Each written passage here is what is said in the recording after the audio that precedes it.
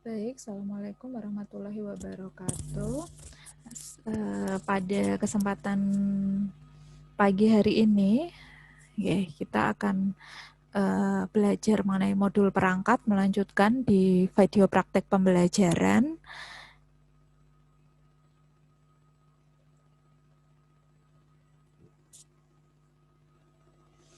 Ya, sebelum kita berdoa, sebelum kita mulai pembelajaran pada pagi hari ini, kita berdoa menurut agama dan kepercayaan masing-masing. Berdoa mulai.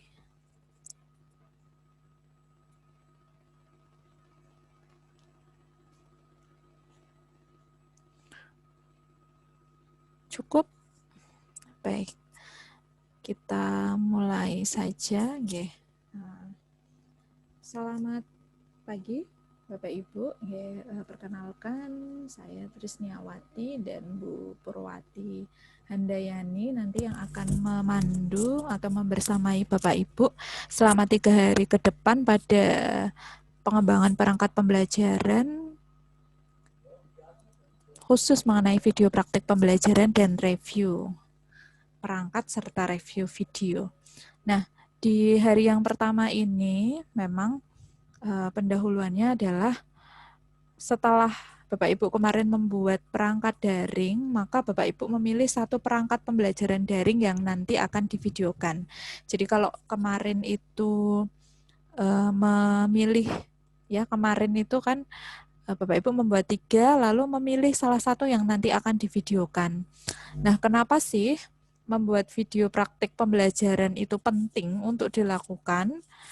Nah, hal ini memang didasari salah satunya kalau membuat video pembelajaran mungkin sudah familiar ya, tetapi kalau membuat video praktik pembelajaran dalam hal ini secara daring, mungkin hal itu kenapa penting begitu. Nah, salah satu alasannya adalah memang untuk mengetahui kelebihan, kekurangan, kemudian analisis, evaluasi pembelajaran, itu dapat kita ketahui ketika kita menonton rekaman video praktek pembelajaran itu. Sehingga dalam hal ini ya, penting untuk kita membuat video praktik pembelajaran, terutama video praktik pembelajaran daring pada kesempatan kali ini. Nah, penguasaan membuat video praktik pembelajaran ini akan memberikan peluang yang lebih bagi guru begitu dalam menjadi guru yang profesional, terutama dalam penguasaan IT. Ini adalah rencana kegiatan kita. Jadi nanti hari pertama ini kita bertemu di Google Meet, di Zoom ya. Kemudian koneksi itu nanti asinkron di LMS dan penerapan itu nanti ada 2 diskusi di situ. Nah, tujuan kegiatannya adalah mahasiswa mampu membuat naskah video praktik pembelajaran. Kemudian yang kedua, mahasiswa mampu membuat dan mengedit video praktik pembelajaran. Yang ketiga, mahasiswa mampu mengupload video praktik pembelajaran ke media YouTube. Kemudian yang keempat, mampu mengunggah naskah dan alamat URL YouTube ke laman Guru Berbagi di web guruberbagi.kemdikbud.go.id.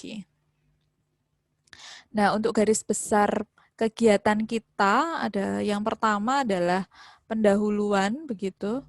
Pendahuluan mengenai latar belakang tadi sudah, kemudian tujuan dan garis besar kegiatan.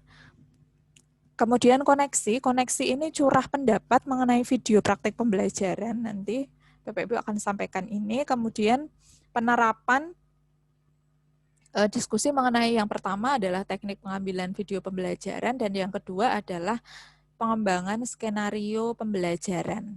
Kemudian refleksi, peserta menjawab pertanyaan reflektif di LMS, dan ini penguatan, fasilitator memberikan penguatan dan saran tindak lanjut. Kemudian untuk koneksi, nah di koneksi ini ada beberapa pertanyaan Bapak Ibu terkait dengan video pembelajaran dan yang lainnya mungkin. Nah yang ini untuk pertama berdasarkan pengalaman saudara apa saja yang diperlukan untuk mereview kelengkapan komponen dan pada RPP. Nah ini apa saja ini kemarin sudah ya yang ini.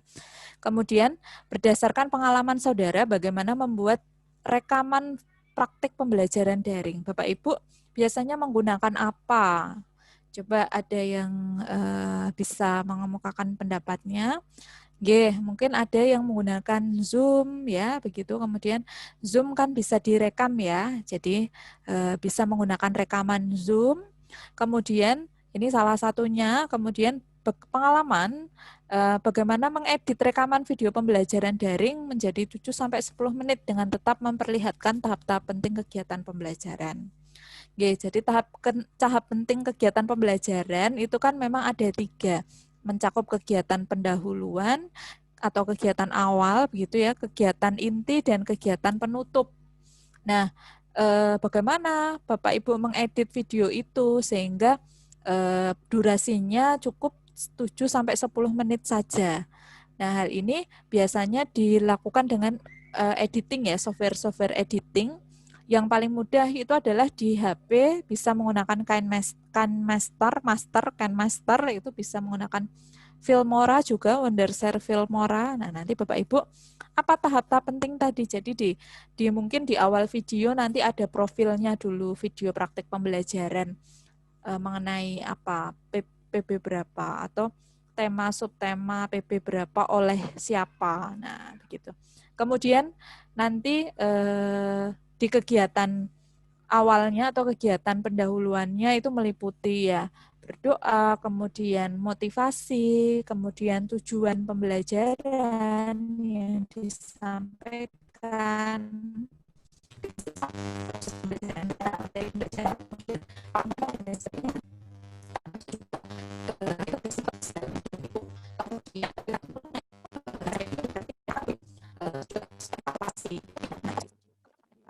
praktek misalkan apakah dalam proses merekamnya tidak bisa sekali, harus beberapa kali. Kemudian editingnya mungkin ada yang mengalami kesulitan pada saat editing dan lain sebagainya. Nah, kemudian bagaimana saudara memanfaatkan rekaman video praktik pembelajaran? Nah, dalam hal ini adalah untuk perbaikan kualitas pembelajaran. Jadi memang dari rekaman itu kita bisa lihat kelebihannya apa, kemudian kekurangannya apa, kemudian perbaikannya nanti kelanjutannya seperti apa, tindak lanjut dari rekamannya itu seperti apa. Itu bisa dilakukan dengan melihat atau memanfaatkan rekaman video praktek pembelajaran. Ini yang lainnya nanti bisa diisi. Nah, pada penerapan ini ada 2, Bapak Ibu, diskusi teknik pengambilan video pembelajaran dan diskusi pengembangan skenario video praktek pembelajaran. Kemudian yang pertama diskusi teknik pembelajaran ini gambar A, teknik pengambilan gambar dari berdasarkan sudut ya ini. Ada high angle, kemudian netral, dan low angle. Nah, biasanya memang yang digunakan ketika daring memang yang netral. Kalau misalkan yang high angle ini jarang digunakan, tetapi bisa juga, mungkin agak sulit ya kalau untuk daring, tetapi untuk yang low angle ini bisa juga dengan menggeser-geser webcamnya itu bisa, tetapi memang yang biasa digunakan adalah yang netral pada sudut gambar netral. Kemudian teknik pengambilan gambarnya apa? Misalkan ini ada beberapa namanya ya, dari pertama sampai ke-6. Nah, biasanya untuk yang daring yang digunakan yang mana? Apakah yang ke-5 atau yang ke-6? Medium close up atau close up? Kemudian ada juga bisa dengan grup semuanya atau tidak. Nah, kemudian dari rancangan teknik tadi itu dijadikan dalam bentuk tabel. Jadi tuangkan rancangan teknik tadi sesuai dengan tabel diskusi ini. Nah, strategi daringnya apa, kemudian teknik pengambilan videonya seperti apa. Ini nanti perlu ada di sini. Kemudian yang kedua adalah diskusi pengembangan skenario video praktik pembelajaran. Nah, nanti setelah membuat tadi ya rancangan skenario, jadi setelah membuat tadi tekniknya seperti apa, kemudian Bapak Ibu dilanjutkan membuat rancangan skenario video pembelajaran. Yang dianjurkan di sini adalah format 2 kolom. Jadi kolom pertama adalah kolom visual dan kolom keduanya adalah kolom audio. Kolom visual ini tempat penulisan deskripsi visual seperti setting, gerakan kamera, instruksi acting, dan efek visual. Kemudian pada kolom audio ini tempat menuliskan unsur audio termasuk narasi, dialog, kemudian sound effect, musik, atau instruksi auditif. Nah, ini nanti Bapak Ibu instruksi auditif itu yang seperti apa.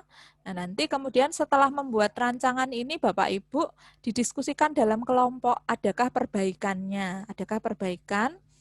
Sesudah itu kemudian Bapak Ibu nanti membuat video praktik pembelajaran daring ya, dalam hari ini daring, dengan pesertanya adalah dengan siswanya, begitu, dengan siswanya adalah peserta lain dalam satu kelompok. Jadi nanti Bapak Ibu saling membantu dalam satu kelompok, ada yang jadi guru dan ada yang jadi siswa.